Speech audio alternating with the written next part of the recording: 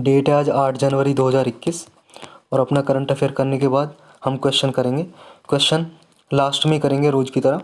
तो first topic क्या है, डीआरडीओ ने एमओयू साइन किया है महा मेट्रो के साथ, किस लिए, एडवांस्ड बायोडाइजेस्टर को इम्प्लीमेंट करने के लिए। तो ये न्यूज़ क्या है इसे देखेंगे। चटरगाला टनल से रिलेटेड न्यूज़ है, ये क्या है इसे देखेंगे। अभी सेपी ने एक लैब इंडिया में बनाई है, इससे रिलेटेड न्यूज़ है, ये देखेंगे।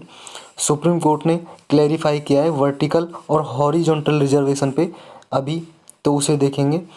नेक्स्ट क्या है, double stack long haul container train अभी फ्लैग्ड ऑफ की है, मतलब स्टार्ट की है, तो इससे रिलेटेड न्यूज़ क्या है ये देखेंगे। नेक्स्ट है new Rewari to new Madar section, एक western dedicated freight corridor start किया है, तो इसे देखेंगे। ये फ्लैग्ड ऑफ का मतलब होता है जी स्टार्ट करना किसी भी चीज़ को। नेक्स्ट है जी राष्ट्रीय कामधेनु आयोग से रिलेटेड न्यूज़ है, तो इसे देखेंगे। अनुभव मंतप से रिलेटेड न्यूज़ है, इसे देखेंगे। तो आइए स्टार्ट करते हैं अपना लेक्चर। फर्स्ट टॉपिक क्या है, फर्स्ट टॉपिक है जी डीआरडीओ साइंस एमओयू विद महा metro for implementation of advanced biodigester. तो ये क्या है जी, अभी डीआरडीओ ने महा मेट्रो के साथ एमओयू साइन किया है। एमओयू का मतलब होता है जी मेमोरेंडम ऑफ अंडरस्टैंडिंग। तो डीआरडीओ क्या है, defence research and development organisation. ये गवर्नमेंट की एक ऑर्गेनाइजेशन है जो क्या करती है, इक्विपमेंट बनाती है मिलिट्री के लिए। कौन से, जैसे हेलीकॉप्टर हो गया, गन हो गई, मिसाइल्स हो गई, तो ये डीआरडीओ बनाती है। तो डीआरडीओ ने महा मेट्रो के साथ मिलके अभी एमओयू साइन किया है। और महा मेट्रो क्या है, महा मेट्रो जी महाराष्ट्र गवर्नमेंट और गवर्नमेंट ऑफ इंडिया की एक जॉइंट वेंचर कंपनी है, ये भी एक कंपनी है। तो दोनों ने मिलके क्या किया है, एक एग्रीमेंट साइन किया है। क्या करेंगे ये, कि जो इको फ्रेंडली बायोडाइजेस्टर होते हैं ना उनको इम्प्लीमेंट करेंगे। बायोडाइजेस्टर होते क्या हैं, एक बार आप देख लो, ये होते हैं, कहाँ पे गया, ये होता है जी बायोडाइजेस्टर। इसमें क्या होता है क्या नहीं होता है अभी जानेंगे, आपने देख लिया ये। अब चलते हैं अपनी न्यूज़ पे। ये देखो जी, इन्होंने क्या फीचर है इसके, कि इसमें जो एमओयू साइन किया है, डीआरडीओ क्या करेगा, जो इसके पास टेक्नोलॉजी है बायोडाइजेस्टर की, एडवांस्ड बायोडाइजेस्टर MK2 टेक्नोलॉजी, ये क्या काम आती है, जो ह्यूमन वेस्ट होता है ना उसको ट्रीटमेंट करेंगे। मतलब जी जो आप जैसे ट्रेन होती है, रेल, उनमें जो टॉयलेट होती हैं, टॉयलेट का जो वेस्ट होता है ना, उस वेस्ट का ट्रीटमेंट करेंगे, मतलब कि उससे गैस बनाएंगे। समझ आया, उससे गैस बनाएंगे। और जो ये डीआरडीओ की बायोडाइजेस्टर टेक्नोलॉजी है ना, ये इंडिजीनस है, मतलब इंडिया ने ही बनाई है, डीआरडीओ ने बनाई है, किसी से हमने अडॉप्ट नहीं की है, किसी दूसरी कंट्री से नहीं ली है ये टेक्नोलॉजी। और ये ग्रीन है, ग्रीन का मतलब ये हरा नहीं है जी, ग्रीन का मतलब है जी पॉल्यूशन फ्री, मतलब इससे प्रदूषण नहीं होगा इस टेक्नोलॉजी से। और कॉस्ट इफेक्टिव टेक्नोलॉजी है, मतलब कि इससे कम कम पैसे लगेगा, ये समझ लो आप। ये क्या है, टेक्नोलॉजी है जो ह्यूमन वेस्ट हो, जो पहले क्या है इम्प्लीमेंट किया जा चुका है, कहाँ पे, जे एन के में जो हाउस बोट से वेस्ट, ह्यूमन वेस्ट जनरेट होता था दाल लेक के नज़दीक। डाल लेक या दाल लेक आपने पढ़ा होगा ना, डाल झील। तो वहाँ से जो वेस्ट निकलता था उसको ट्रीटमेंट के लिए यूज की जा चुकी है। अब इसके बारे में थोड़ा और एक्स्ट्रा पढ़ते हैं। ये जो बायोडाइजेस्टर सिस्टम होता है, ये ऑर्गेनिक वेस्ट हो, एनिमल का वेस्ट हो या ह्यूमन एक्सक्रेटा, सबको यूज करके गैस बनाता है, ये फर्टिलाइज़र या बायोगैस। बायोगैस क्या होती है, बायोगैस मीथेन को ही बोलते हैं जी, मीथेन CH4 मीथेन ही होती है बायोगैस। और फर्टिलाइज़र आपका खाद जो खेतों में डालते हैं। जो ये होगा ना, आपको ये दिखाया था बायोडाइजेस्टर, ये इसके अंदर क्या होगा, एक पोलोथिलाइन होगा, ये देखो जी, air tight high density polyethylene container होगा इसके अंदर, जो क्या करेगा, जो ह्यूमन का एक्सक्रेटा है उसको कलेक्ट करेगा और उसको फर्मेंटेड किया जाएगा। जो ये ह्यूमन वेस्ट कलेक्ट किया है, इसमें ह्यूमन वेस्ट, उसको फर्मेंटेड किया जाएगा, किससे, माइक्रो ऑर्गेनिज्म द्वारा, जो वेस्ट में प्रेजेंट होंगे। आपने देखा होगा जब भी वेस्ट, कोई भी कचरा आपने देखा है, उसमें छोटे छोटे से कीटाणु से जनरेट हो जाते हैं, पैदा हो जाते हैं, तो वो कीटाणु ही माइक्रो ऑर्गेनिज्म है। तो वो वेस्ट को क्या करेंगे, वो वेस्ट को बायोगैस में कन्वर्ट करेंगे ये माइक्रो ऑर्गेनिज्म। और ये फर्मेंटेड का मतलब क्या है, फर्मेंटेशन प्रोसेस। ये फर्मेंटेशन प्रोसेस ये माइक्रो ऑर्गेनिज्म द्वारा वेस्ट को गैस में कन्वर्ट करना ही इसी को बोलते हैं फर्मेंटेशन प्रोसेस। और ये फर्मेंटेशन प्रोसेस ना एनएरोबिक होगा। कैसा होगा, अनएरोबिक।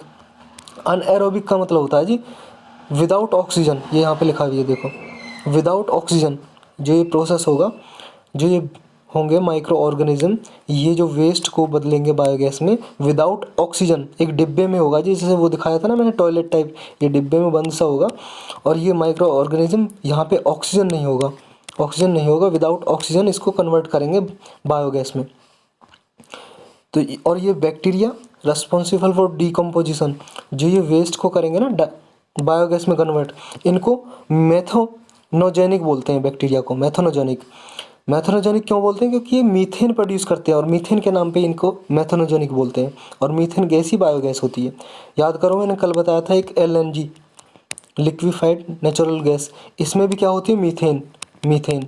और एक चीज़ और एक्स्ट्रा बता दूं आपको, जो घरों में यूज होती है ना गैस, वो कौन सी होती है, वो होती है एलपीजी, लिक्विफाइड पेट्रोलियम गैस। इसमें ये कौन सी होती है, ये होती है ब्यूटेन या प्रोपेन। समझे, घरों में ये भी क्वेश्चन बहुत बार पूछा जा चुका है, ब्यूटेन और प्रोपेन का।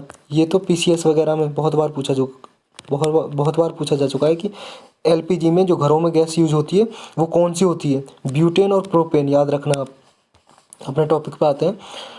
टॉपिक आगे क्या है, इसमें जो प्रोसेस्ड मैन्योर होगा वो ऑर्गेनिक और पैथोजन फ्री फर्टिलाइज़र होगा, जो कि नाइट्रोजन, फास्फोरस और पोटेशियम से रिच होगा। जो भी जैसे मान लो खाद डालते हैं ना आप खेत में, क्रॉप कल्टीवेशन करने के लिए, कृषि करने के लिए, एग्रीकल्चर करने के लिए खाद डाला जाता है ना, जैसे यूरिया हो गया, डीएपी हो गया, तो इनमें क्या होता है, नाइट्रोजन होता है यूरिया में। तो ऑलरेडी जो ये खाद होगा ना जो बनेगा, ये रिच होगा नाइट्रोजन, फास्फोरस और पोटेशियम से।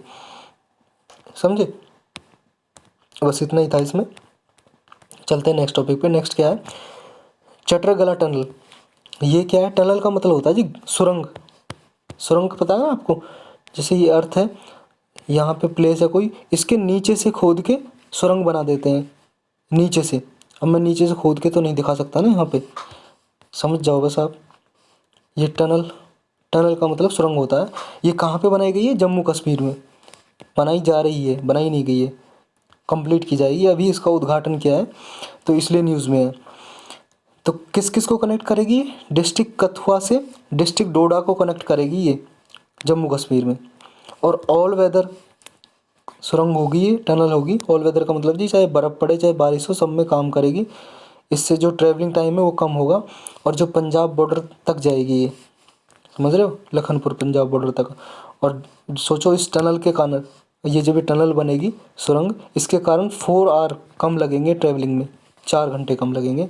और ये टनल की दूरी मतलब कितनी लंबाई है इसकी, 6.8 किलोमीटर लॉन्ग है ये टनल, 6.8 किलोमीटर। इसे कम से कम बनने में 4 साल लग जाएंगे और 3,000 करोड़ लग जाएंगे इसे बनाने में। कॉस्ट इसकी जो आएगी 3,000 करोड़ रुपए और 4 साल में। तो इसमें इतना ही था बस। चलते हैं आगे। याद रखना बस सबको चट्टरगला टनल कहाँ पे, क्योंकि मैच द फॉलोइंग में यूपीएससी कभी कभी पूछ लेती है। आपको पता है प्लेसेस जो न्यूज़ में रहे हैं या कोई चीज़ न्यूज़ में रही है, ये कहाँ पे पूछ लेगी, चट्टरगला और सामने लिखा होगा Jammu Kashmir Himachal Pradesh, match the following में 4 ऑप्शन होते हैं, ऐसे पूछ लेते हैं इसको। नेक्स्ट क्या है, नेक्स्ट है जी हमारा topic CEPI, centralised network lab at DBT THSTI Faridabad inaugurated. ये क्या न्यूज़ है जी, सेपी क्या है जी, पहले तो सेपी समझाओ। सेपी की फुल फॉर्म है जी coalition for epidemic preparedness innovation. ये सेपी है क्या, इसके बारे में पढ़ेंगे डिटेल में। पहले न्यूज़ क्या है ये पढ़ते हैं। जो ये सेपी है ना, अभी एक लैब एस्टेब्लिश की है इंडिया में इसने। इंडिया में कहाँ पे, फरीदाबाद में। और फरीदाबाद कहाँ है, हरियाणा में एक डिस्ट्रिक्ट है जी फरीदाबाद। तो वहाँ पे एस्टेब्लिश किया लैब, किसके अंदर, फरीदाबाद में एक इंस्टीट्यूट है जिसका नाम है ये THSTI, translational health science and technology institute. इस इंस्टीट्यूट के अंदर ही लैब एस्टेब्लिश की है किसने, सेपी ने। और ये लैब किसके अंडर आती है, ये ministry of science and technology की लैब है जो फरीदाबाद में सिचुएटेड है। अब इसके 4 फीचर क्या है जी, ये क्या है जो सेपी ने लैब एस्टेब्लिश की है, ये इंडिया की फर्स्ट लैब होगी ऐसी अपने काइंड की ऐसी कोई भी लैब एस्टेब्लिश नहीं है इंडिया में, और पूरे वर्ल्ड में ही 7 लैब हैं ऐसी सेपी की। जो सेपी है ये, इसकी पूरे वर्ल्ड में 7 लैब हैं ऐसी, जिसमें एक इंडिया में लैब बनने जा रही है ये। यही लिखा है दूसरा इसमें, only laboratory of such kind in India. India में ऐसी तरह की एक पहली लेबोरेटरी होगी जो बनेगी सेपी की। और याद करना, ये चीज़ याद रखनी है, जो ये THSTI है ना, जो आपको यहाँ पे बताया था, ये translational health science and technology institute, ये इंस्टीट्यूट को ना इसने सर्टिफाई कर रखा है। किसने? National accreditation board for testing and calibration laboratory. ये क्या है? NABL। ये NABL होता है जी, जैसे मान लो कोई भी लैब खोलता है ना, लैब टेस्टिंग होती है जैसे आपके ब्लड वगैरह किसी की भी, तो लैब को सर्टिफिकेशन मिलता है, किससे? NABL से सर्टिफिकेशन लेना पड़ता है।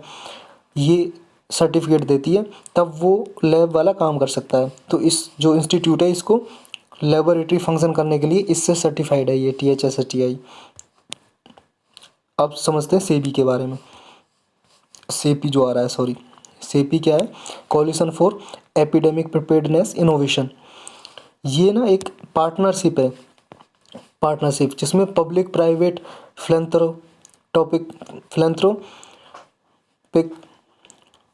फिलैंथ्रोपिक एंड सिविल ऑर्गेनाइजेशन, ये सारे पार्टिसिपेट करते हैं इसमें। कैसे? देखो जी, एक साइंटिस्ट होते हैं डिफरेंट कंट्रीज से, वो भी पार्टिसिपेट करते हैं इसमें। और ये बनी कहाँ पे है? डेवोस में बनी हुई है। ये एक इंस्टीट्यूट है जी, एक संस्था है ये समझ लो NGO टाइप है ये, NGO type, non profit organisation, गैर सरकारी, गैर लाभकारी संस्था। और किस लिए काम करती है? ये वैक्सीन डेवलपमेंट करने के लिए काम करती है, ताकि फ्यूचर में कोई भी बीमारी आए, एपिडेमिक आए, उसको रोका जा सके। वैक्सीन। और कब एस्टेब्लिश हुई थी? ये हुई थी जी 2017 में, 2017 में। और याद करो, मैंने पहले एक बताया था गावी के बारे में आपको, गावी, वो भी न्यूज़ में थी। ये क्या है? Global alliance for vaccine innovation. ये भी क्या करती है? वैक्सीन डेवलपमेंट के लिए काम करती है। तो ये 2 इंस्टीट्यूट है ना, जो ऑर्गेनाइजेशन बहुत इंपॉर्टेंट है, सेपी और गावी। जो ये है सेपी ने इंडिया में मिशन चला हुआ है, वैक्सीन डेवलपमेंट करने के लिए इंडिया में मिशन चला रखा है। क्या नाम है उसका? CP mission, India CP mission. इसको कौन इम्प्लीमेंट करता है इंडिया में? डिपार्टमेंट ऑफ बायोटेक्नोलॉजी, जो ministry of science and technology के अंडर काम करता है। ये डिपार्टमेंट और मिनिस्ट्री, ये ज़रूर याद करनी है आपको, ये स्टेटमेंट में देके पूछ लेते हैं। कौन सी मिनिस्ट्री के अंदर काम करता है ये? Department of biotechnology, ministry of science and technology के अंडर काम करता है डिपार्टमेंट ऑफ बायोटेक्नोलॉजी। ये इस मिशन को इम्प्लीमेंट करता है, सीपी के मिशन को। ये वैक्सीन डेवलपमेंट के लिए ही काम करते हैं, इसका यही है। और सीपी के यहाँ पे एम दिए हुए हैं, क्या टारगेट होते हैं, वही है वैक्सीन डिसीज़ के लिए डेवलपमेंट करना। और दूसरा क्या है कि पब्लिक हेल्थ सिस्टम को प्रिपेयर करना, यही काम है इसके। चलते हैं अपने नेक्स्ट टॉपिक पे। नेक्स्ट क्या है जी? नेक्स्ट है आपका, सुप्रीम कोर्ट ने अभी क्लैरिफाई किया है position of law on vertical and horizontal reservation. उससे पहले आपको वर्टिकल एंड हॉरिजॉन्टल रिजर्वेशन जानने से पहले आप न्यूज़ समझो। न्यूज़ क्या है, क्यों न्यूज़ में है ये? अभी 18 दिसंबर को ना, ये 18 दिसंबर को सुप्रीम कोर्ट ने एक जजमेंट आया था सुप्रीम कोर्ट का, तो उससे रिलेटेड न्यूज़ है ये। क्यों आया था? उस जजमेंट का नाम था जी Saurabh Yadav versus state of Uttar Pradesh, judgement का नाम। इसमें क्या किया था कि अभी जो क्या है कि यूपी में, उत्तर प्रदेश में कांस्टेबल की भर्ती निकली थी पोस्ट, तो उसमें रिजर्वेशन से रिलेटेड न्यूज़ थी, उस वजह से ये न्यूज़ में था। अब इस न्यूज़ को समझने से पहले ना सुप्रीम कोर्ट ने क्या कहा, उससे पहले आपको समझना पड़ेगा वर्टिकल और हॉरिजॉन्टल रिजर्वेशन होती क्या है। देखो जी, वर्टिकल रिजर्वेशन क्या होती है आपको यहाँ समझाता हूँ पहले मैं। वर्टिकल रिजर्वेशन होती है, आपको पता है ना, हमारे इंडिया में रिजर्वेशन है किसके लिए? मान लो 100 सीट निकली हैं, ठीक है। 100 सीट में कुछ सीटें क्या है कि ST कैटेगरी को होती हैं रिजर्व, शेड्यूल्ड ट्राइब, और कुछ SC को, शेड्यूल कास्ट को, कुछ OBC को, अदर बैकवर्ड क्लास। और बाकी की सीट होती हैं जी 50% सीट होती हैं किसको? जनरल कैटेगरी को। ये 50% से ज़्यादा नहीं हो सकती, सुप्रीम कोर्ट का जजमेंट है। और ये रिजर्वेशन किसके हिसाब से दी जाती है? पॉपुलेशन के हिसाब से, समझे? एसटी की पॉपुलेशन कंट्री में लगभग 7.5% है, तो इतनी ही इन्हें रिजर्वेशन दी जाती है। एससी की 15% के लगभग है, तो इतनी ही रिजर्वेशन इनको, और इसकी कितनी है, लगभग 27%। समझा है? तो रिजर्वेशन दी जाती है इनको। ये तो हो गई वर्टिकल, कम्युनिटी के बेस्ड पे। वर्टिकल हो गई आपकी, जैसे हमारा कास्ट सोसाइटी है या जैसे भी कम्युनिटी सोसाइटी है हमारे कंट्री में, उसके बेस्ड पे दी गई है। लेकिन एक होती है हॉरिजॉन्टल रिजर्वेशन। हॉरिजॉन्टल रिजर्वेशन वो क्या होती है? हॉरिजॉन्टल होती है जी, उसे बोलते हैं जैसे वुमन को, गर्ल को रिजर्वेशन होती है ना, या फिर फिजिकली हैंडीकैप्ड दिव्यांग लोगों को, जिनके हाथ पैर खराब हैं, उनको दी जाती है। या फिर वेतरन को, वेतरन क्या होते हैं, मतलब जो रिटायर होते हैं ना गवर्नमेंट सर्विस से, जैसे फौजी रिटायर हो उनको भी तो रिजर्वेशन होती है, किस सर्विस से रिटायर है उनको भी पुलिस वगैरह में रिजर्वेशन होती है, उनके लिए अलग सीट। या फिर आपके और कोई कम्युनिटी हो गई, जैसे आपको ट्रांसजेंडर हो गया, ट्रांसजेंडर बोलते हैं जी हिजड़े को, ट्रांसजेंडर कम्युनिटी हो गई। तो ये होती हैं हॉरिजॉन्टल रिजर्वेशन। इन्हें हॉरिजॉन्टल क्यों बोलते हैं? ये इसलिए बोलते हैं जी, मान लो 100 सीट हैं और उनमें ये हो गई आपकी एससी, एसटी, ओबीसी और आपका हो गया जनरल कैटेगरी। तो ये सीट इतनी इनके लिए है। तो जैसे वुमेन के लिए मान लो 50% सीट रिजर्व है, तो 50% का मतलब ये नहीं है कि यहाँ से होगी या यहाँ से नहीं। 50% का मतलब है कि 50% एससी कैटेगरी से होनी चाहिए, 50% एसटी से, 50% ओबीसी से, और इसके लिए जनरल में भी 50% होनी चाहिए। मान लो फिजिकली हैंडीकैप्ड के लिए वे 4-5% है, मान लो अभी 4% है, 4% जॉब में, और एजुकेशन में 5% रिजर्वेशन है, तो 4% है मान लो। तो 4% एससी, एसटी, ओबीसी, 4-4% सबका है। मान लो टोटल सीट आप मान लो कि मान लो 400 सीट हैं टोटल, और तीनों कैटेगरी, चारों कैटेगरी के एससी, एसटी और ओबीसी और आपके जनरल, ये मान लो इनके लिए कितनी 15% है ना, तो 60 सीट रिजर्व हो गई इनके लिए, समझे। और इसके लिए 7.5% है, तो इसके लिए भी कुछ ऐसा ही गया।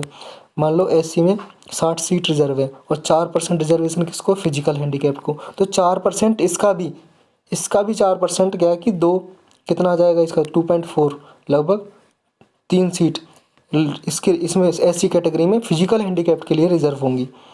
जो फिजिकल हैंडीकैप्ड एससी कैटेगरी के हैं वो भी काउंट होंगे, समझे। ये होती है हॉरिजॉन्टल। अब आते हैं अपने टॉपिक पे। टॉपिक क्या है, सुप्रीम कोर्ट ने क्या कहा है।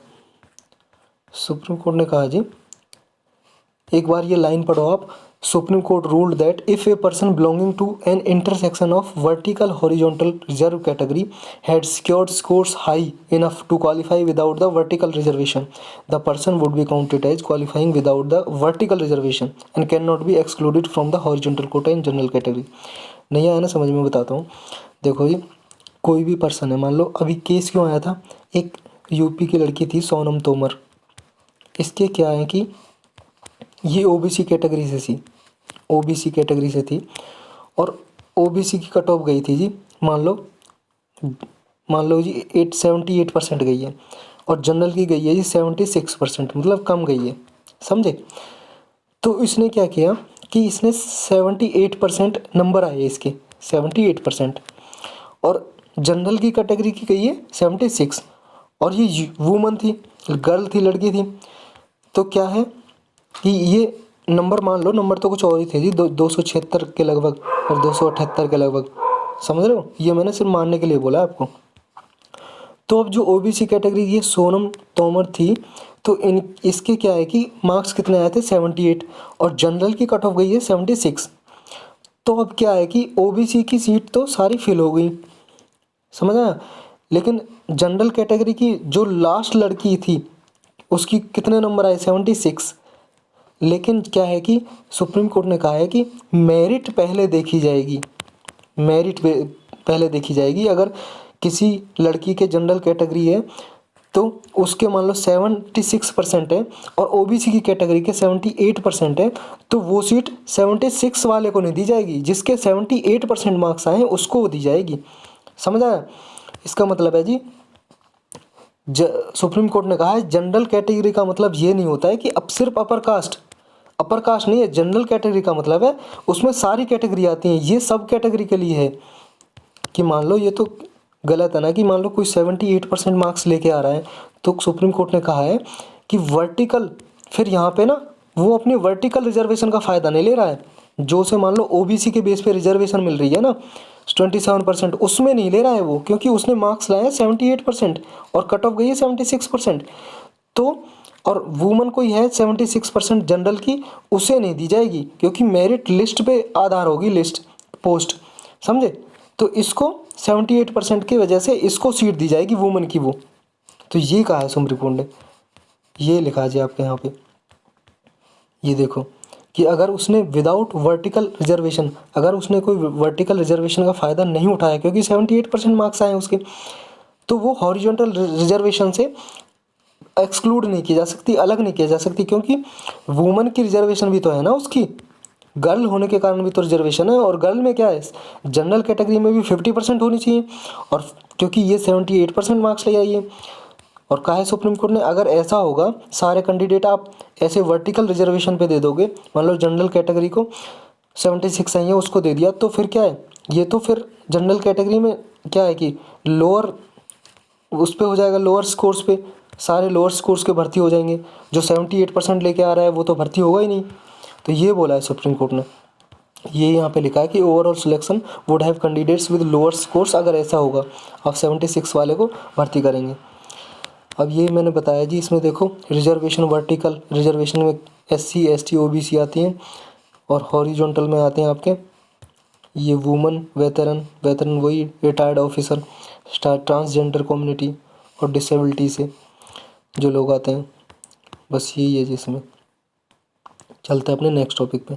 नेक्स्ट टॉपिक क्या है जी, double stack long haul container train. अभी फ्लैग ऑफ किया, फ्लैग ऑफ का मतलब है स्टार्ट करना, फ्लैग झंडा, झंडा फहरा के क्या है ना उसे स्टार्ट करते हैं ना, तो उसी को बोलते हैं फ्लैग ऑफ, वहीं से ले लिया ये word. Prime minister Narendra Modi ने अभी स्टार्ट किया 7 जनवरी को 2021 को। ये 1.5 किलोमीटर का कंटेनर होगा, कंटेनर ट्रेन 1.5 किलोमीटर का। इसे डबल स्टैक क्यों बोला है, इसलिए बोला जी, एक देख लो एक बार आप इसको, ये कहाँ गया, ऊपर आ भाई, ये जी, ये डबल स्टैक क्यों बोला है, क्योंकि देखो 2 कंटेनर लगे हैं एक के ऊपर एक। ये ट्रेन है, छोटी सी ट्रेन होगी, कितने, ये देखो 1.5 किलोमीटर की ट्रेन होगी, 1.5 किलोमीटर की। और कहाँ से कहाँ तक के लिए चलेगी, न्यू एटली से न्यू किशनगढ़। और न्यू एटली कहाँ पे, हरियाणा में, और किशनगढ़ कहाँ पे, राजस्थान में। इससे रिलेटेड यही न्यूज़ थी। अब चलते हैं अपने, और याद रखना ये क्यों न्यूज़ में, क्योंकि वर्ल्ड का first double stack long haul container है ये, जो इलेक्ट्रिक बेस पे चलेगा, इलेक्ट्रिक बेस पे चलेगा, वर्ल्ड का फर्स्ट, इसलिए न्यूज़ में है ये। नेक्स्ट क्या है जी, नेक्स्ट अभी जो वेस्टर्न डेडिकेटेड फ्रेट कॉरिडोर के अंतर्गत एक न्यू रेवाड़ी से न्यू मेडार रेल स्टार्ट की है मोदी जी ने, इसलिए ये न्यूज़ में था। ये 306 किलोमीटर का डेडिकेटेड कॉरिडोर होगा। ये फ्रेट कॉरिडोर का मतलब है जी, फ्रेट का मतलब होता है जी, मतलब सामान की ढुलाई के लिए, सामान को ले जाने के लिए यूज़ होते हैं ना जो व्हीकल, फ्रेट, वही इसी के लिए वर्ड यूज़ होता है ये फ्रेट कॉरिडोर। ये of western dedicated freight corridor, ये कहाँ पे लिखा है, न्यू रेवाड़ी कहाँ पे, हरियाणा में, और मेडार ये कहाँ पे, राजस्थान में। रेवाड़ी से राजस्थान के लिए 306 किलोमीटर की ट्रेन चलेगी, जो सामान की ढुलाई के लिए चलेगी, बस इसलिए ये न्यूज़ में है। नेक्स्ट न्यूज़ पे चलते हैं। नेक्स्ट क्या है, राष्ट्रीय कामधेनु आयोग। ये इंपॉर्टेंट न्यूज़ है जी।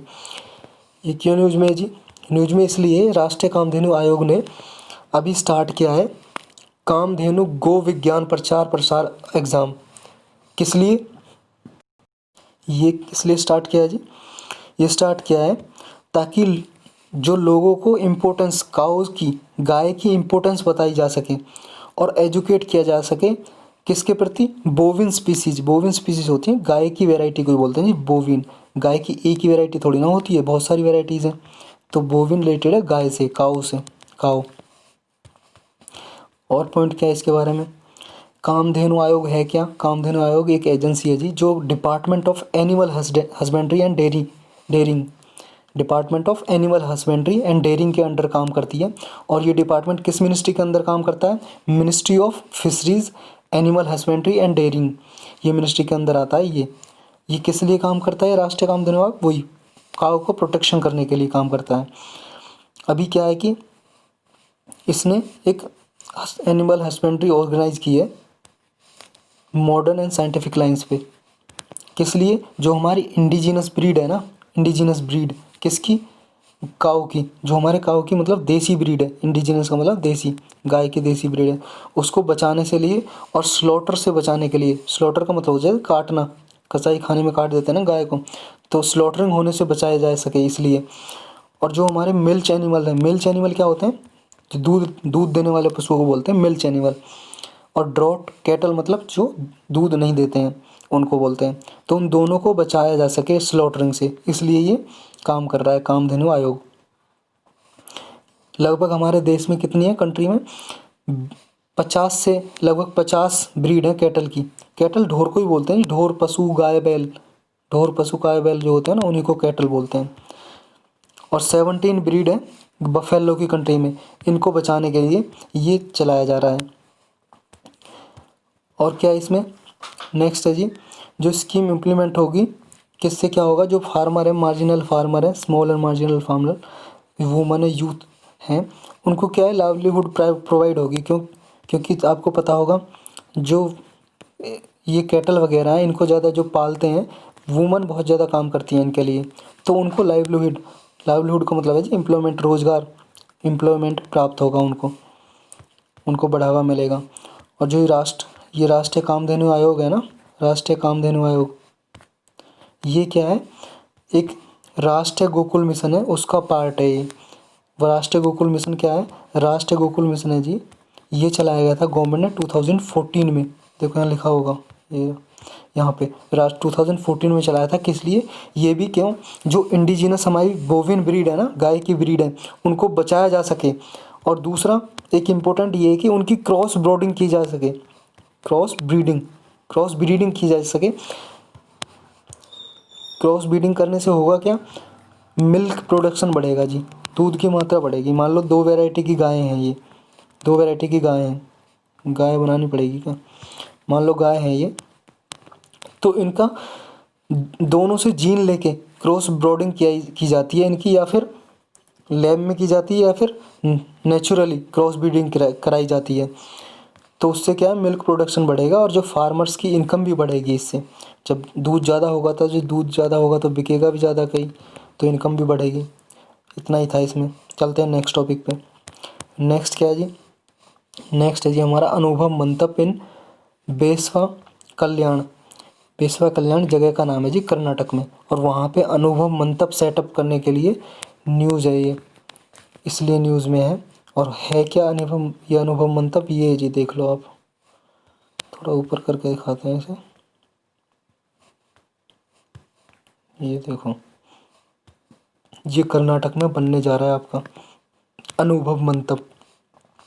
ये ऊपर इसके शिवलिंग है और इस पे ये जो पिलर है कम से कम 770 पिलर है। और इसमें क्या क्या वाटर कंजर्वेशन वगैरह फैसिलिटी होगी। और यहाँ पे ऊपर ना टेरेस गार्डन भी होगा इसमें, ये गार्डन भी यहाँ पे भी, और टेरेस गार्डन भी होगा, मतलब छत पे गार्डन होगा, बगीचा।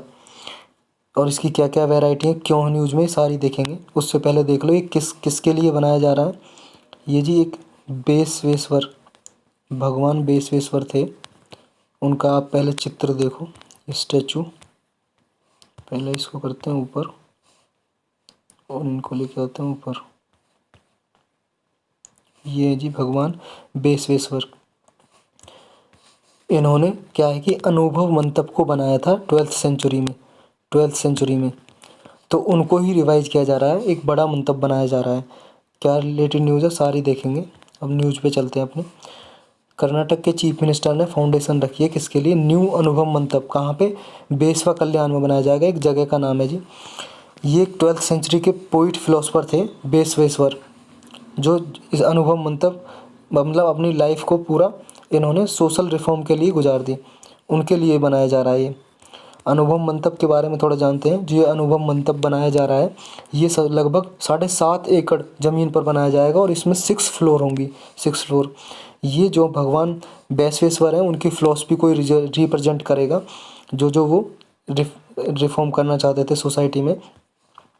और ये जब बनाया था ना अनुभव मंतप, ये तो अभी बनाया जा रहा है नया, लेकिन जो बेसवेश्वर हैं, भगवान बेसवेश्वर, उन्होंने अनुभव मंतप बनाया था 12th सेंचुरी में।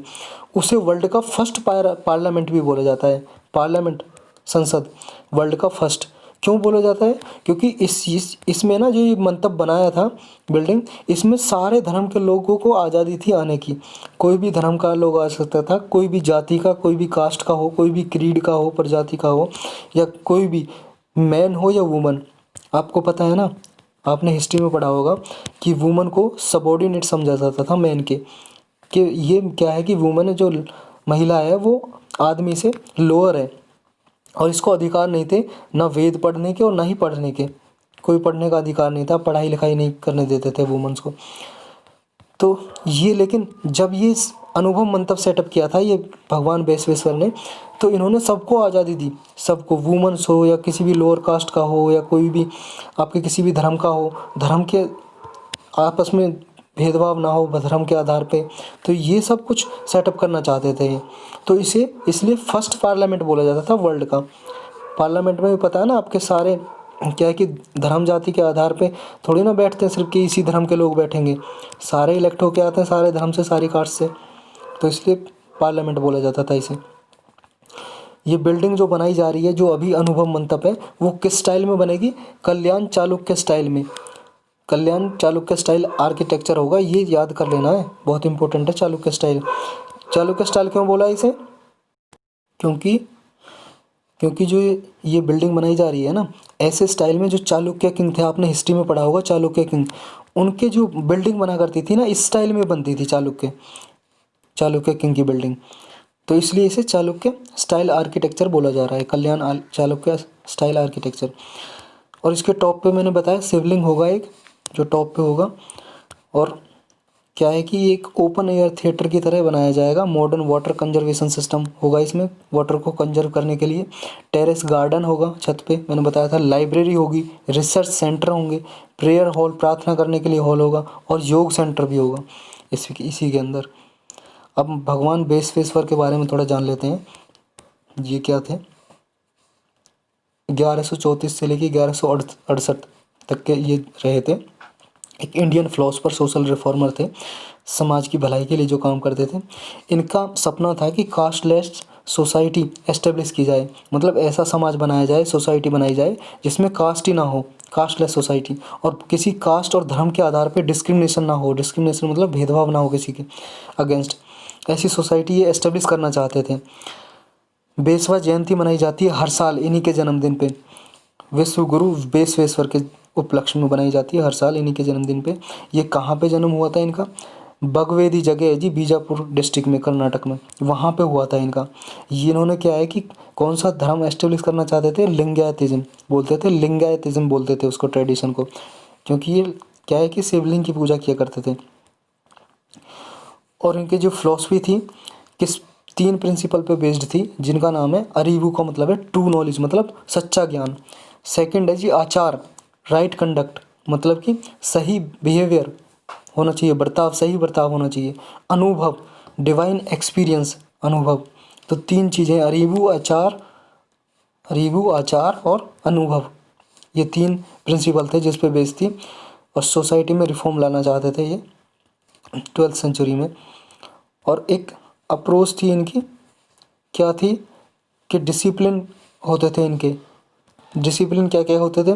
एक तो भक्ति, डिवोशन, एक ज्ञान, ये जन नहीं बोला था, ज्ञान बोलते हैं इसे, ज्ञान मतलब नॉलेज, और क्रिया, एक्शन। ये वेल बैलेंस्ड मैनर में होना चाहिए। इनका कहना था ये तीनों चीज़ें, भक्ति, ज्ञान और कार्य, ये इनका तीनों का बैलेंस होना चाहिए। ये प्रीच करते थे, ये उपदेश देते थे इस बारे में 3 चीज़ का। इन्होंने 2 इम्पोर्टेंट और सोशियो इकोनॉमिक प्रिंसिपल दिए थे, ये मोस्ट इम्पोर्टेंट है आपके। कौन कौन से? एक तो कायक दिया था, एक तो कायक, और एक दिया था दसोहा। दसोहा और कायक। कायक का मतलब है जी डिवाइन वर्क। इन इससे मतलब है जी कि जो सोसाइटी में एवरी इंडिविजुअल है उसको अपनी मर्जी से जॉब चुनने की अनुमति होनी चाहिए, कि अपनी मर्जी से वो जॉब चुने और उसी को परफॉर्म करे, अपनी चॉइस का जॉब करे और उसी को परफॉर्म करे विद ऑल सिंसियरिटी, अपने पूरे एफर्ट के साथ। सेकंड प्रिंसिपल था जी 10 होगा, ये इसका मतलब जी इक्वल डिस्ट्रीब्यूशन, मतलब कि इक्वल इनकम देनी चाहिए इक्वल वर्क के लिए। आपको पता है ना, अभी भी, पहले तो बहुत था संविधान बनने के से पहले, अभी भी इक्वल वर्क करती हैं महिलाएं, उन्हें लेकिन इक्वल पेमेंट नहीं मिलती, समझ रहे हो, बराबर काम के लिए बराबर पेमेंट नहीं मिलती, महिला को कम पेमेंट दी जाती है और पुरुष को ज़्यादा। तो उन्होंने कहा था इक्वल वर्क कर रही हैं तो इक्वल वर्क के लिए सबको इक्वल इनकम मिलनी चाहिए। और क्या बोला था इन्होंने, जो ये था एक चीज़ और बोली थी इम्पोर्टेंट, ये बहुत इम्पोर्टेंट है, क्या कि जो वर्कर हैं, वर्कर को बोला था कायक जीवी बोलते थे, कायक जीवी। इनको क्या है कि जो भी पूरे डे में ये इनकम कमाते हैं, हार्ड अर्नड मनी डे में, उसको ना प्रिजर्व नहीं करना चाहिए कल के लिए, कि जो आप मनी मान लो आज कमा रहे हो उसको आज ही खर्च करो, और आपके पास अगर बच गई है ना तो उसे पुअर में बांट दो, सरप्लस मनी को पुअर में, गरीबों में बांट दो, उनकी सेवा करो, भलाई करो, ये इन्होंने बोला था। एक इन्होंने मूवमेंट चलाया था वचन रिफॉर्मिस्ट मूवमेंट, ये इंपॉर्टेंट है, वचन रिफॉर्मिस्ट मूवमेंट, इतना ही पूछ सकते हैं किसने चलाया था, ये लेड बाई बेसवेश्वर ने लेड किया था 12th सेंचुरी में। किस लिए, इसका मेन टारगेट था जी वेलफेयर ऑफ ऑल, सभी का कल्याण करना, वेलफेयर मतलब सभी की भलाई कल्याण करना। ऐसा माना जाता है कि 770 सरनाज थे इनके, सरनाज का मतलब है जी फॉलोअर, सिर्फ इतना ही पूछा जा सकता है, सरना टर्म किससे रिलेटेड है, और 4 ऑप्शन दे देंगे। तो किससे रिलेटेड है ये सरना टर्म, सरना टर्म बताओ। ये जी जो भगवान बेसवेश्वर थे, भगवान बेसवेश्वर थे, वो क्या है, उनके फॉलोअर थे, फॉलोअर सरनाज, बेसवेश्वर थे, उनके फॉलोअर थे, सरनाज बोला था जाता था उनको, सरना। तो सरना टर्म किससे रिलेटेड है याद होना चाहिए आपको। तो इन्होंने वचन रिफॉर्मिस्ट मूवमेंट को आगे बढ़ाया था। इसमें करना क्या चाहते थे, ये चाहते थे कि सारी क्लास, कास्टें और जेंडर सबको एक साथ, मतलब उनकी भलाई के लिए काम करना, और कोई भी क्या है कि कास्ट बेस या रीजन के बेस्ड पे कोई भी डिस्क्रिमिनेशन ना हो। तो ये तो था जी आज के टॉपिक, लेकिन एक दो टॉपिक आपको और इम्पोर्टेंट बताता हूँ एडिशनल। एक तो क्या है जी, आपके डू, ये डी साइलेंट है इसमें, जुको वैली न्यूज़ में थी कुछ दिन पहले, Dzukou valley match the following में पूछ सकता है कहीं पे भी। जुको वैली कहाँ पे है, ये नागालैंड और मणिपुर है ना, नागालैंड और मणिपुर, नागालैंड और मणिपुर के बॉर्डर पे है जुको वैली। ये क्यों न्यूज़ में थी, यहाँ पे फॉरेस्ट फायर हो गई थी, मतलब जंगलों में आग लग गई थी, इसलिए न्यूज़ में थी। वैली क्या होती है, वैली घाटी को बोलते हैं, वैली, वैली घाटी क्या होती है आपकी, ये होती है जैसे मान लो 2 माउंटेन है, ये 2 माउंटेन और इनके बीच का एरिया होता है ना, ये इसी को बोलते हैं वैली, घाटी। सेकंड किससे क्या न्यूज़ है, सेकंड है जी एक वाइल्ड लाइफ सेंचुरी है जी, वो न्यूज़ में थी, उसका नाम क्या है, उमेद, UMED, उमेद पाउनी, उमेद पाउनी। और इससे आगे क्या है जी, ये जी उमेद पाउनी कर हांडला, KARHANDLE कर हांडला, उमेद पाउनी कर हांडला वाइल्ड लाइफ सेंचुरी। ये कहाँ पे है जी, ये महाराष्ट्र में है, याद रखनी है आपको, महाराष्ट्र में है ये न्यूज़ में थी। ये न्यूज़ में क्यों थी, यहाँ पे ना 2 टाइग्रेस मर गई थी, मतलब कि शेरनी, 2 शेरनी मर गई थी और उनके बच्चे मर गए थे, इसलिए मतलब एक टाइग्रेस और उनके 2 बच्चे ऐसे ही कुछ मर गए थे। कितने बच्चे मरे थे ये आपको याद करने की ज़रूरत नहीं है, ये कहाँ पे ये न्यूज़ में थी, इसलिए मैच द फॉलोइंग में भी आ सकता है, Umred Paoni Karhandla wildlife sanctuary. तो आज के टॉपिक तो हुई जी ख़त्म, अब करते हैं क्वेश्चन। तैयार हो आप, बोलो यस, यस तो चलो करते हैं, ये आ गए क्वेश्चन, क्वेश्चन करते हैं जी। फर्स्ट क्वेश्चन क्या है, फर्स्ट क्वेश्चन है जी हमारा, Chhatergala tunnel will be constructed at which of the following. Chhatergala tunnel है जो कहाँ पे बनाई जाएगी ये बताना आपको। फर्स्ट है जी जम्मू कश्मीर, हिमाचल प्रदेश, सिक्किम, असम, बताओ जी। अभी बताया जी, हाँ बिल्कुल सही, करेक्ट, ए जम्मू कश्मीर में बनाई जाएगी ये। नेक्स्ट क्या है जी, नेक्स्ट है जी आपका which of the following is the only riverine major port of India. आपको ये बताना है इंडिया में केवल एक ही मेजर, याद रखना, मेजर रिवेराइन पोर्ट है। रिवेराइन का मतलब है जी जो नदी के किनारे बना हो, नदी के पास बना हो, रिवेराइन पोर्ट बोलते हैं। पोर्ट का मतलब है जी बंदरगाह। एक अकेला ही पोर्ट है पूरे इंडिया में, वो कौन सा है ये बताना है आपको। मेजर पोर्ट की बात हो रही है, आपको बताना मेजर पोर्ट हमारे इंडिया में 12 हैं और अभी 13वां बनने जा रहा है, 13th। 12 है अभी, 13 बनने जा रहा है। कौन सा? वर्धमान करके, मुंबई के पास वर्धमान। अब ये बताना आपको मेजर रिवराइन पोर्ट कौन सा इंडिया का ओनली पोर्ट है ये। मुंबई, कांडला, विशाखापत्तनम, कोलकाता है जी, जो हुगली नदी के किनारे बना हुआ है। हुगली नदी है जी, गंगा की ट्राइब्यूटरी, गंगा की सहायक नदी। चलते हैं नेक्स्ट पे। नेक्स्ट क्या कह रहा है, विच of the following statement regarding biodigester is incorrect. आपको बायोडाइजेस्टर के रिगार्डिंग कुछ स्टेटमेंट दी गई है, इनमें इनकरेक्ट बतानी है कौन सी है, मतलब गलत स्टेटमेंट कौन सी है। पहली कह रही है biodigester system utilises organic waste particularly human and animal excreta to produce fertiliser and biogas. ये जो बायोडाइजेस्टर सिस्टम है ये ह्यूमन और एनिमल वेस्ट को यूटिलाइज करता है और उससे खाद और बायोगैस बनाता है। क्या? फर्स्ट स्टेटमेंट तो ये बोल रही है। सेकंड कह रही है इस it consists of an air tight polyethylene container within which excreta diluted in water flow continuously. इसमें क्या है, एक air tight polyethylene container होता है जो क्या करता है, एक्सक्रेटा को वाटर में कन्वर्ट कर देता है। थर्ड क्या बोल रही है, फर्मेंटेशन प्रोसेस, जो इसमें फर्मेंटेशन प्रोसेस होता है इज ए एरोबिक प्रोसेस। क्या ये फर्मेंटेशन प्रोसेस एरोबिक है? नेक्स्ट कह रही है कि the bacteria responsible for decomposition are methanogenic. जो बैक्टीरिया जो कन्वर्ट करते हैं इसको, वेस्ट को, उन्हें मैथनोजेनिक बोलते हैं। क्या? बताओ जी इनकरेक्ट कौन सी है। देखो जी फर्स्ट तो सही है, ह्यूमन और एनिमल वेस्ट को ये क्या है, खाद और बायोगैस में कन्वर्ट करेगा।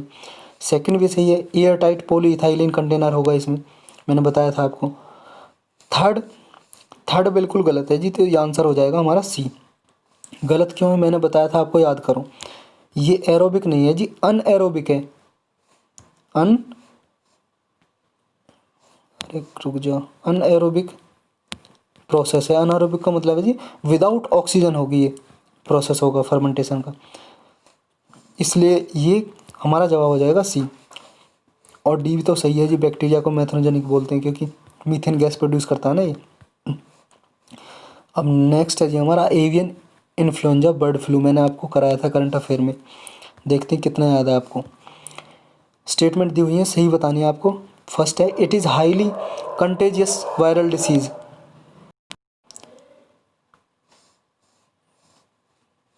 Caused by influenza type A virus. ये क्या है? फर्स्ट बोल रही है कि बहुत ज़्यादा फैलने वाली डिसीज़ है जो इन्फ्लुएंजा टाइप ए वायरस से फैलती है। सेकंड बोल रही है avian influenza does not affect the egg production in poultry bird. जो मुर्गी वगैरह होती है ना जी, उनमें क्या है कि इस बीमारी की वजह से अंडे पे कोई प्रभाव नहीं पड़ता, उनके अंडे देने में कम नहीं होते, उसका प्रोडक्शन ऐसे ही चलता रहता है। ये बताना कि सही है क्या। थर्ड बोल रहा है कि bird flu can be spread through their droppings while flying.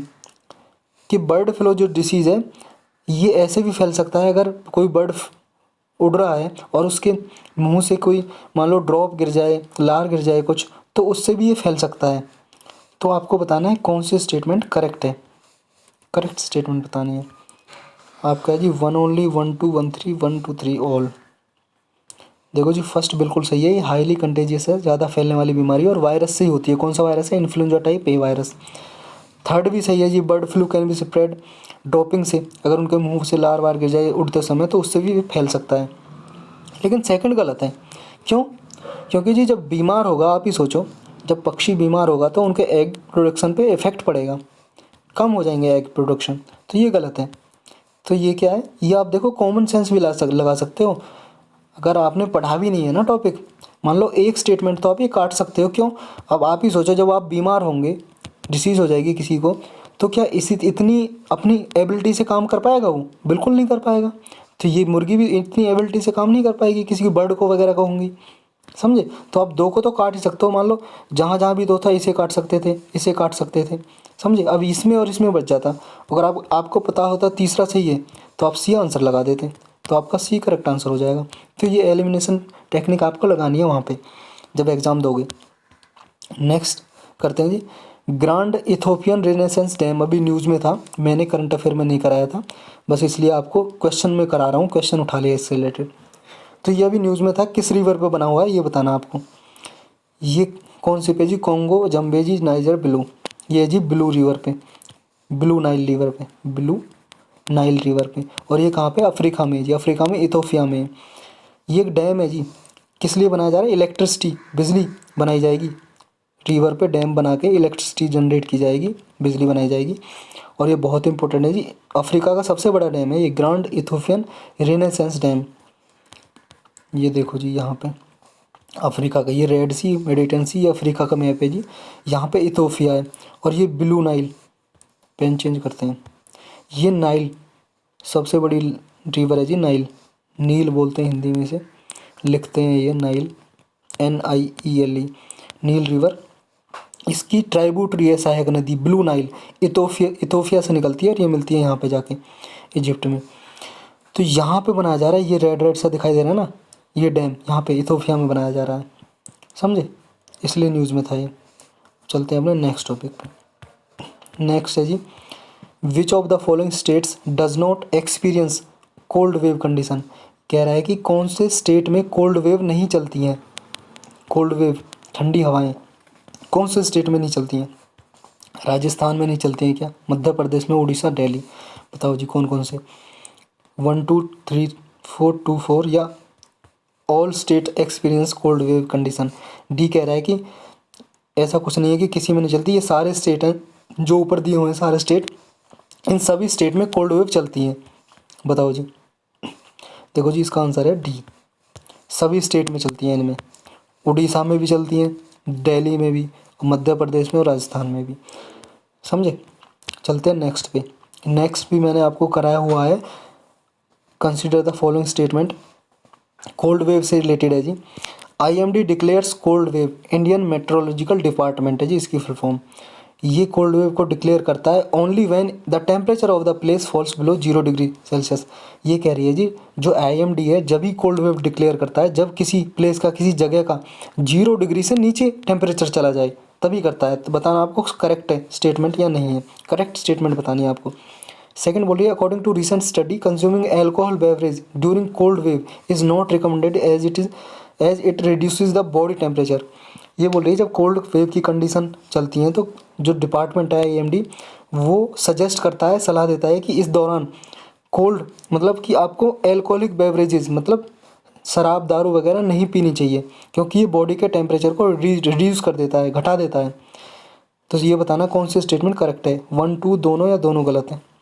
बताओ जी, देखो जी पहली गलत है, मैंने आपको बताया था, बहुत अच्छे से ये न्यूज़ कराई थी कि कोल्ड वेव कब डिक्लेयर की जाती हैं, जब लगभग अराउंड 5 डिग्री सेल्सियस टेम्परेचर नीचे हो जाए। मान लो किसी का यहाँ पे 17 डिग्री टेम्परेचर रहता है नॉर्मल, और अगर अचानक से 5 डिग्री कम हो जाए, 12 डिग्री हो जाए यहाँ का, तो तब क्या है, और कोल्ड वेव चले मतलब हवा चले, तो उसे कोल्ड वेव डिक्लेयर कर देता है IMD, इंडियन मेट्रोलॉजिकल डिपार्टमेंट। और दूसरी कंडीशन क्या है, मान लो यहाँ का टेम्परेचर ही क्या है, 12 डिग्री रहता है, तो ऐसा थोड़ी नहीं है 5 डिग्री कम होगा, मान लो 60 डिग्री, तब कोल्ड वेव डिक्लेयर करेंगे ना। दूसरी कंडीशन है 10 डिग्री, अगर 10 डिग्री सेल्सियस से नीचे भी हो गया तो भी कर देंगे डिक्लेयर, समझ आया। या तो 5 डिग्री कम हो गया हो नॉर्मल सिचुएशन से, या फिर 10 डिग्री से कम हो गया हो। मान लो ऑलरेडी, मान लो जम्मू कश्मीर में तो टेम्परेचर कम रहता है, वहाँ पे 12 डिग्री या 11 डिग्री रहता है टेम्परेचर, अगर वहाँ पे 10 डिग्री से नीचे चला गया तो भी डिक्लेयर कर देंगे, क्योंकि ये तो 1 2 डिग्री कम हुआ ना, तब भी डिक्लेयर कर देंगे। 10 डिग्री से कम होना चाहिए, या तो 10 डिग्री से कम, या 5 अराउंड 5 डिग्री, 5 से 6 डिग्री कम होना चाहिए, समझे। ये जी इसमें तो ये स्टेटमेंट बिल्कुल गलत हो जाएगी, क्योंकि हमें 0 डिग्री से नीचे बोला है ना, बिल्कुल गलत। और दूसरी बिल्कुल सही है जी, क्योंकि मैंने पढ़ाया था आपको कि IMD ने अभी कहा था, ये सजेशन दिया था कि अल्कोहल नहीं पीना चाहिए उस दौरान जब कोल्ड वेव चल रही है, क्योंकि ये बॉडी का टेम्परेचर रिड्यूस कर देती हैं, और इससे होता क्या है, बॉडी को एबिलिटी फील नहीं होता कि उसे ठंड लग रही है, लेकिन ठंड लग रही होती है और वो बीमार हो सकता है। हाइपोथर्मिया हो सकता है उसे, हाइपोथर्मिया क्या, और हाइपोथर्मिया डिसीज़ होती है। मैंने आपको अच्छे से कराया है ये न्यूज़ में। हाइपोथर्मिया होती है कि जब बॉडी का टेम्परेचर रिड्यूस हो जाता है काफ़ी हद तक, 35 डिग्री सेल्सियस चला जाता है। नॉर्मल कितना होता है, 37 डिग्री सेल्सियस होता है, लेकिन 35 डिग्री सेल्सियस हो जाता है, 2 डिग्री घट जाता है लगभग। तो जब 35 डिग्री सेल्सियस तक घट जाता है टेम्परेचर, तो उसे हाइपोथर्मिया कंडीशन बोलते हैं। तो इसमें ये था, इसका आंसर हो जाएगा B, option B correct. Next है जी आपका, which of the following are the members of BASIC countries. ये बेसिक एक ग्रुप है जी, आपको बताना है कौन सी इसकी कंट्री है, इसकी कंट्री कौन कौन सी हैं। Brazil, Myanmar, south Africa, Indonesia, China. आपके ऑप्शन है जी ये 1 2 3 1 3 4 5 1 3 5 और आपके 1 ऑल। ये देखो आप, अब बताओ। देखो जी, ब्राज़ील है इसका मेंबर, म्यांमार नहीं है, साउथ अफ्रीका है, इंडोनेशिया नहीं है, चाइना है। तो 1 3 5 कौन से में, सी ऑप्शन करेक्ट हो जाएगा। देखो इसका याद, इसके नाम में ही छुपे हैं इसके मेंबर। ये ग्रुप है 4 कंट्रियों का, बी से ब्राज़ील और एस से साउथ अफ्रीका। उल्टा लिखा दिया साउथ अफ्रीका, वर्ड बनाने के लिए उल्टा लिख दिया इसको, साउथ अफ्रीका कंट्री। अफ्रीका में कंट्री आपको पता होगा। आई से जी इंडिया, इंडिया, और सी से चाइना, चाइना। तो ये 4 कंट्रीज हैं। ये ग्रुप बनाया था 2009 में। देखो यहाँ पे मैंने इन्फॉर्मेशन दे दिया आपके लिए। बेसिक कंट्रीज़ का ग्रुप है। ये कब बनाया था, 4 कंट्रियों का ग्रुप है। ये बनाया था 28 नवंबर 2009 को बनाया था। किस लिए बनाया था, ताकि ये क्या, चारों कंट्री साथ आएंगी और फंड इकट्ठा करेंगी।